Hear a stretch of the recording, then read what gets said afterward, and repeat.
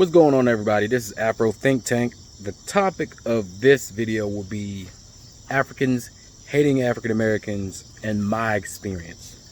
I had a subscriber actually ask me to do a video on this. He wanted to know what's my experience on the subject matter of Africans hating African Americans. So I guess, I've seen other people do these type of videos, so I guess I'll put my 1 or 2 cents in. I'll tell you my experiences with that. Okay, I'm gonna start off when I was a kid. I'm from Washington, D.C.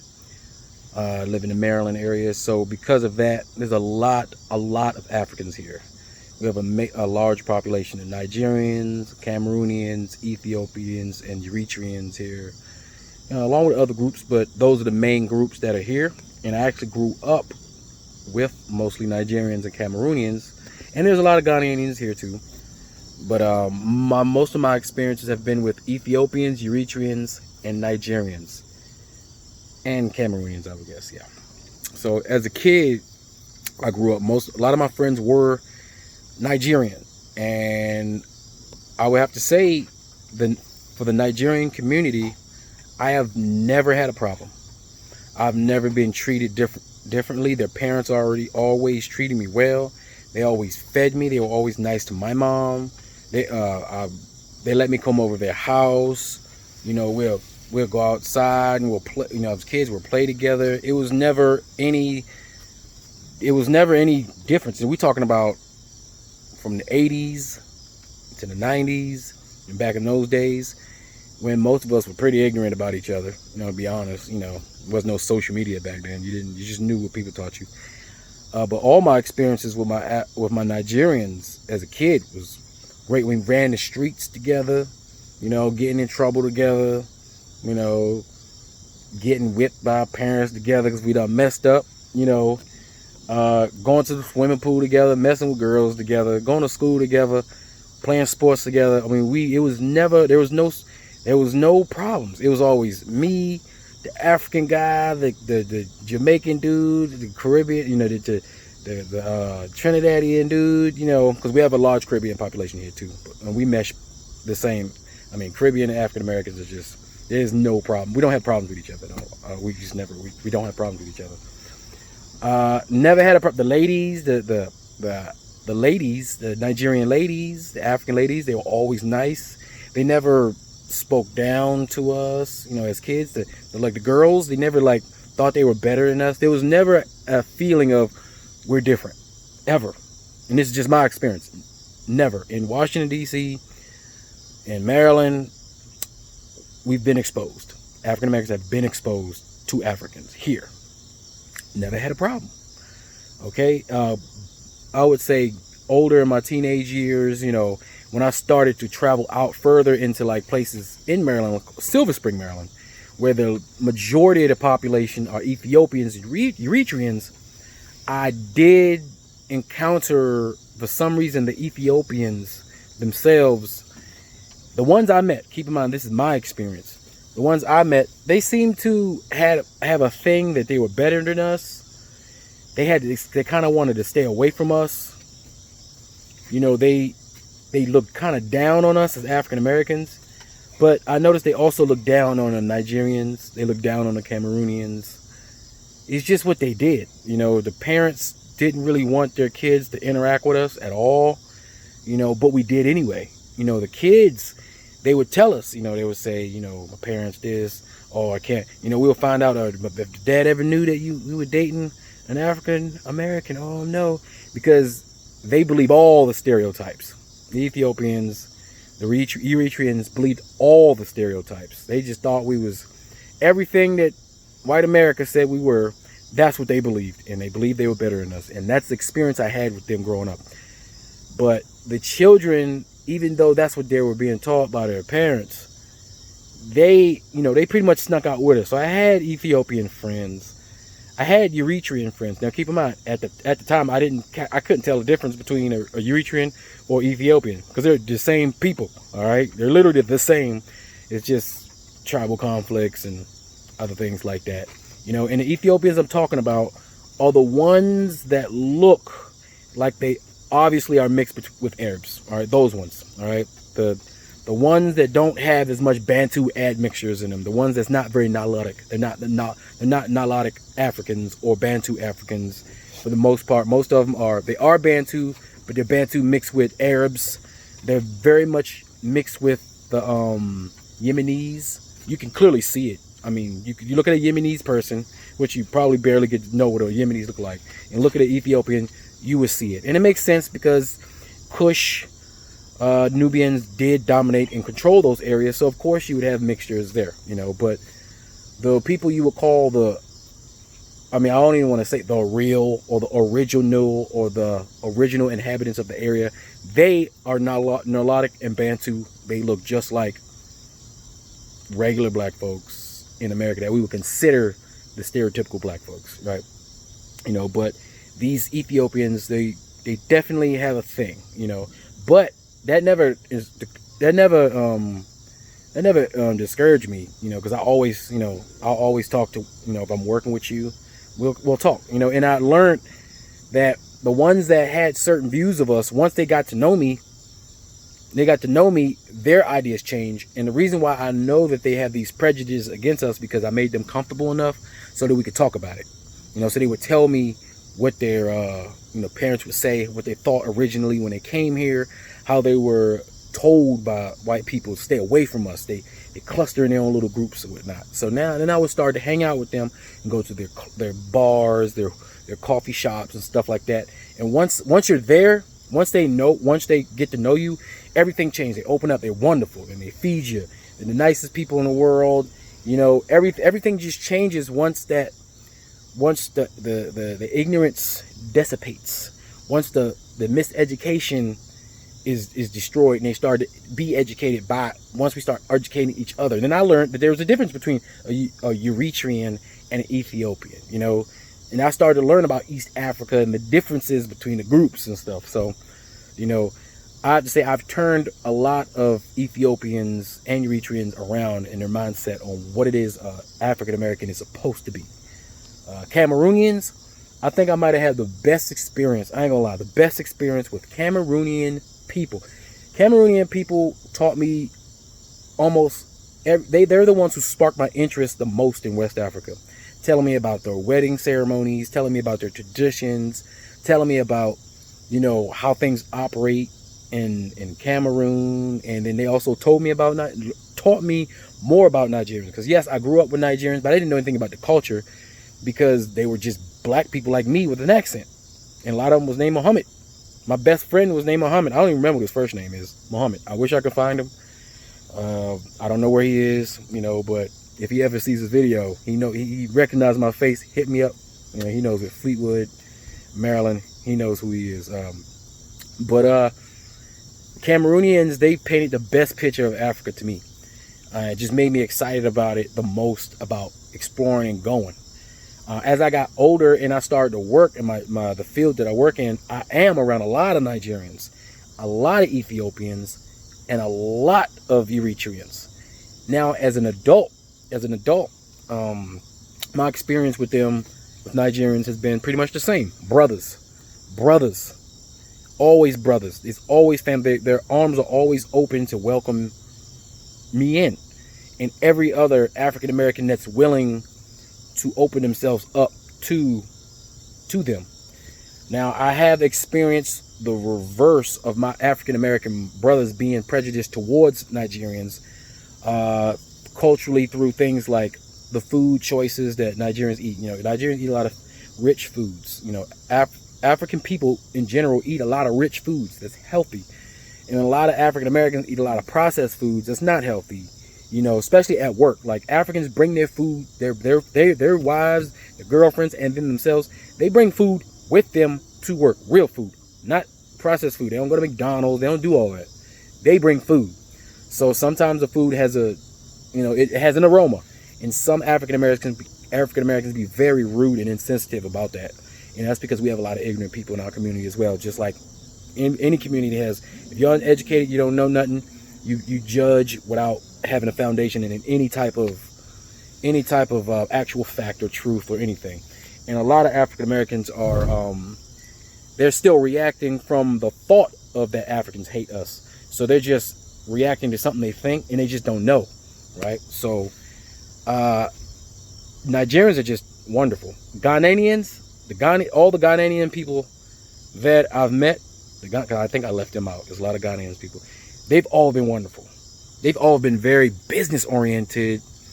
They also tell me the beauty of Ghana. They've always been, they tell me where to go buy the cloth to get clothes made. They tell me all the sweet spots, all the places that in my neighborhood that I never knew existed, right? They told me where the restaurants are. They tell me where the Nigerian restaurants are, you know? And I go to the Nigerian restaurants and I support their restaurants. I support and eat that food instead of going to the Chinese place. I don't go, look, I don't do China. I used to. I don't do that no more. I go to the Caribbean spot.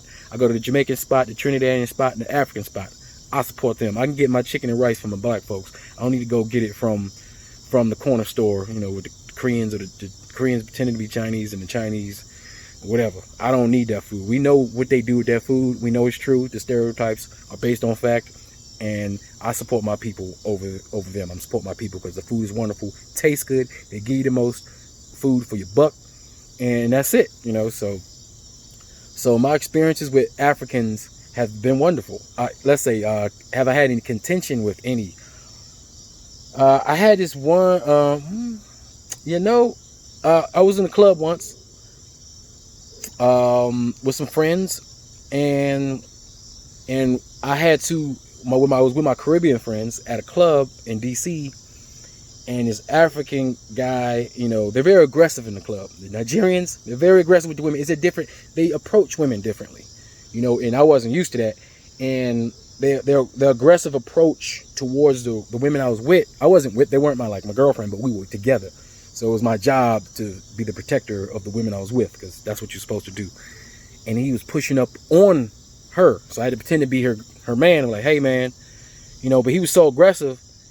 But then when I told him, I lied. I said, that's my woman. And once I said that, I have never seen a guy do this, honestly. I've never seen a guy do this, you know, because two men, we in the club, everybody drinking, bravado, testosterone, you know, he pushes up on the girl. I say, hey man, what you doing?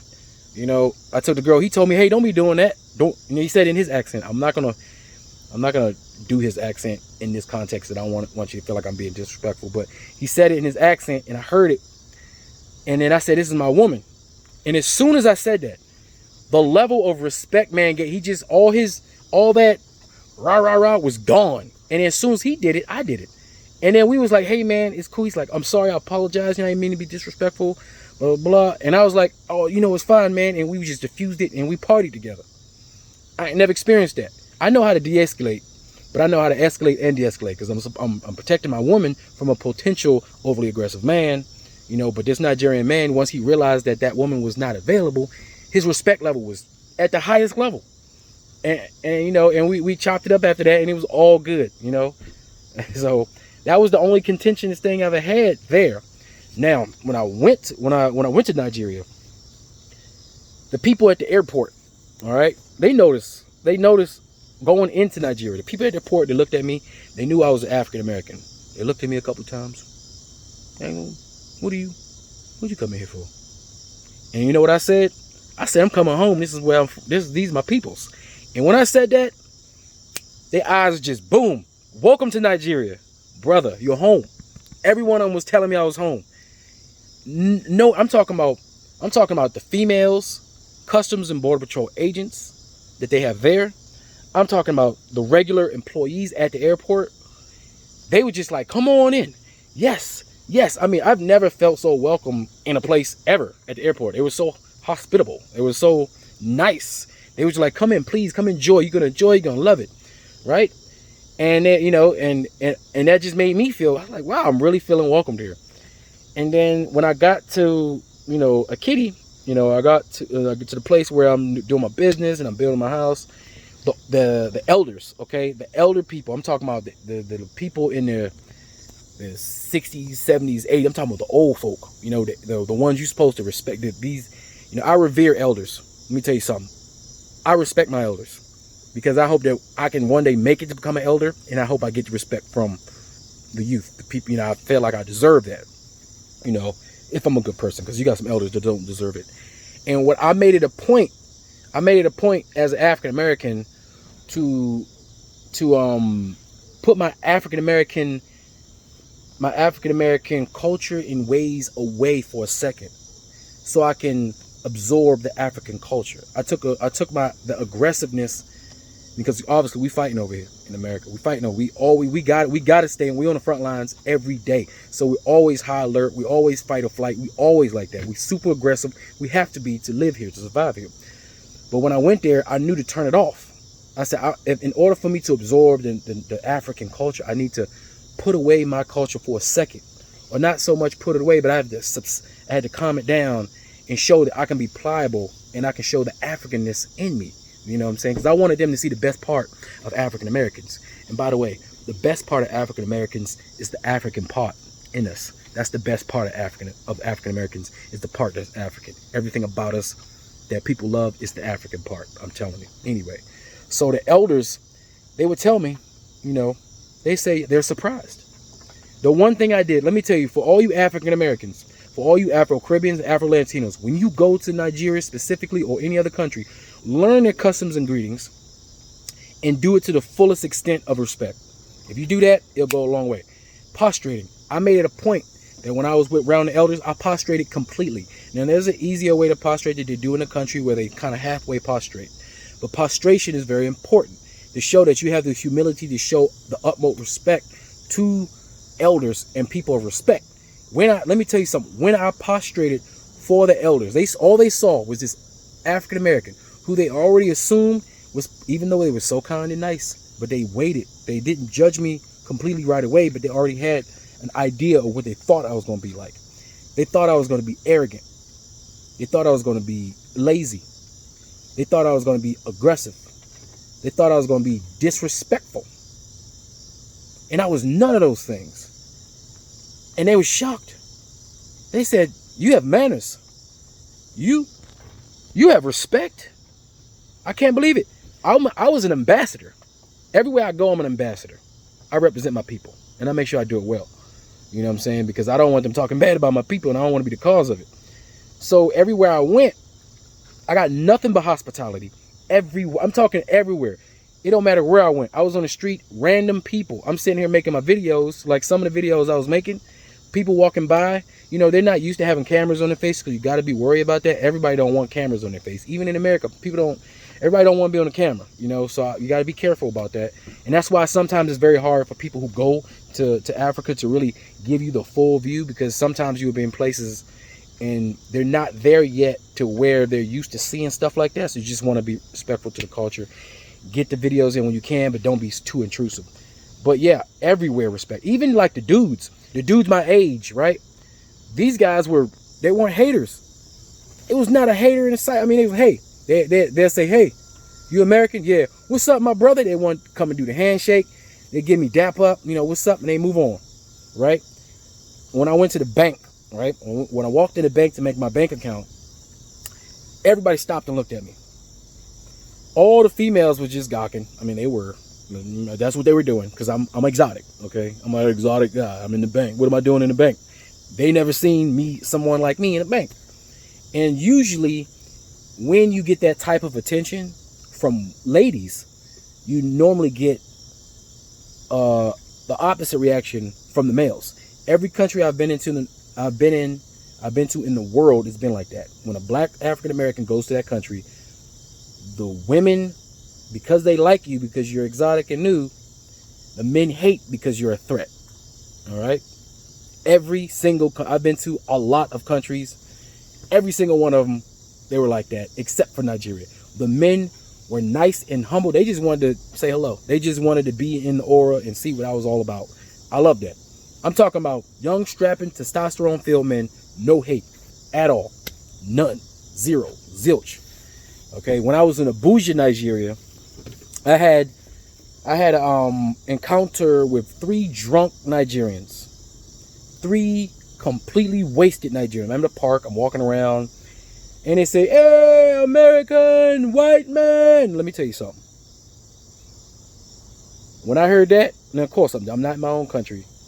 But let me tell you, I'm going to make that a teaching moment.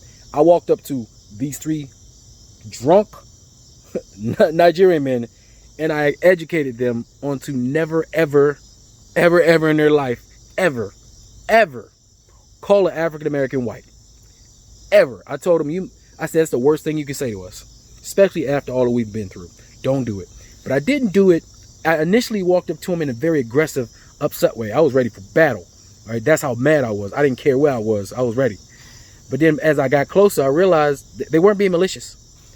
This is just their knowledge base and what they knew. They didn't mean I was white as in a European. That's just another way of them saying kind of, hey, foreigner. Like Oibo, I think I'm saying that right. Oibo is another way of saying foreigner, right? So I told them that, and when I told them that, they was shocked. They was like, oh, I'm sorry, my brother, black man, African American. They was on it. They was like, African American, that's right, you know. And it was like, yeah, enjoy your day, you know. And I actually gave them some money. I did, because that's just something they do there. Is, you know, they're giving. You know, when you go to a place, you give small amount. You know, it could be anything. It could be a bag of apples. It could be a few bucks. It could be anything. It's just when you go somewhere, you give. Everybody gives. Everybody's sharing. The culture there is communal. It's a communal culture. They don't have individual. They're not rugged individuality like here in America, where everybody's on their own. You by yourself. It's about you. Everybody else is the enemy. Compete. Step on people's neck. It ain't like that over there. It's family oriented. Everybody knows everybody. And if you don't know them, you're going to get to know them on your journey to A and B. That's just how it is. And as an African American, we're not used to that, because the European way of life is individual versus individual. Rugged individualness. You on your own. You by yourself. That's you. That whatever. I'm not helping you at all. Period. Don't trust anybody. Right? So that is the only, I guess, it wasn't negative. It was a teaching moment. But like I said, once you make it a teaching moment, they course correct very quickly, because you'll be surprised, man. A lot of people, they don't know. A lot of people don't know. A lot of African Americans don't know. A lot of Africans don't know. There's a lot of stuff we just don't know. Right? So, you know, my experience in Nigeria has just been wonderful. And I never heard this word akata. I keep hearing it. I wasn't called that at all. Akata. I hear it's a derogatory term. I heard it's a term of endearment. I hear all sorts of things. But let me tell you something. From Lagos to Kitty to Abuja, I ain't hear none of that. Never one time. Never even heard the word existed until I came back and heard somebody had made a YouTube video about it. I think it's bullshit. Honestly, I think it's a non-issue. The word akata is a non-issue, completely. Okay, it's completely non-issue. What else?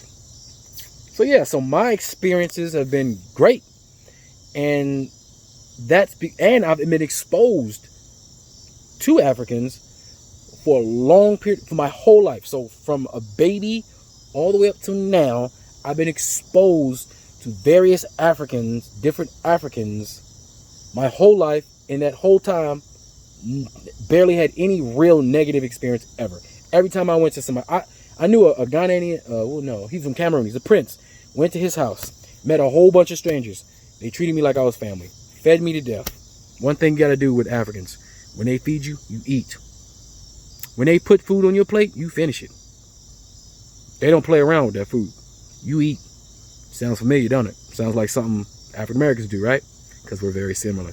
You'll learn that once you start interacting with them, once you start opening up to other cultures, other African cultures, and you realize how much the same we are, it's gonna be crazy. You'd be like, wow, I'm really an African. I live in America, but I'm African. Everything about me African, right? I'm telling you, that's the experience. That's what you're gonna figure out. But yeah, so that's it. I know some people have bad experiences, but you got to ask yourself, why do people have bad experiences? People have bad experiences because of lack of knowledge and miscommunication and misunderstandings. And misunderstandings can be fixed if you take the time to figure out what the misunderstanding is. Miscommunication also can be fixed when you stop and start asking, where did we go wrong in this communication?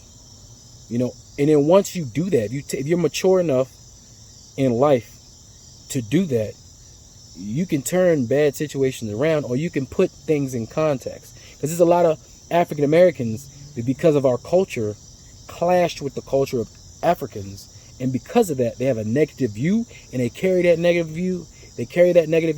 And they promote that negative view. Same with Africans coming to African Americans. They run into one or two bad African Americans who are also ignorant about Africans. They have a bad experience, and they take that, and instead of trying to figure out why, they take that and they promote that, and they just continue on with that negative view. They paint everybody with the same brush because of their personal experiences. I'll make it a point to not do that, okay? Because no matter where you go, you're always going to find assholes. Everybody has assholes. Everybody has mean people. Everybody has evil people. Everybody has bad people. That doesn't mean that the group itself should be broadly stroked with the same brush just because of those bad experiences. So my experiences, Africans do not hate African Americans. And African Americans do not hate Africans. White people taught Africans to hate African Americans. And white people taught African Americans to hate Africans. They put it in textbooks. They taught both of us this in school. That's why. That's the why. Ask yourself why and who. Why? Because they don't want us to unite. Who did it? They did. Okay? Europeans did it. I'm sorry. We know they did it. They know they did it. Open up a textbook and you can read that they did it right there. Just go to any local school, open up a Eurocentric textbook, and you'll see it right up in there. Well, let me go ahead and cut this a long video, but I didn't realize I was sitting here. It's 26 minutes long. Okay, I'm gonna wrap this up. So anyway, Africans do not hate African Americans. African Americans do not hate Africans, period. This Afro Think Tank. Learn something, teach something. I'm out. Peace.